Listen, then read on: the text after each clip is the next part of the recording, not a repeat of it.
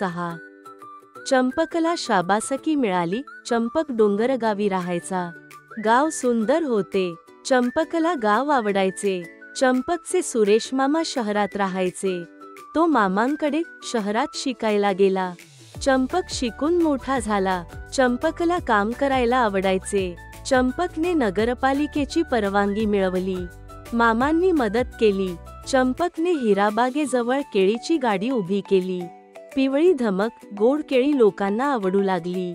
एके दिवशी एका मुलाने केळी घेतली. त्यातील एक केळे खाऊन साल सडकेवर टाकली.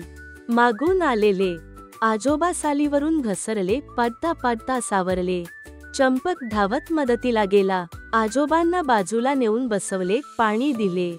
चूक मुलाने केली, पण चूक आपलीच समजून चंपकने आजोबांची माफी मागितली. आजोबांनी शाबासकी दिली. चंपकने गाडीजवळ कचरा कुंडी ठेवली. केळी खाऊन लोक साली कचरा कुंडीत टाकू लागले. नगरपालिकेची कचरा गाडी कचरा नेऊ लागली. सडक साफ राहू लागली. चंपकला आनंद झाला.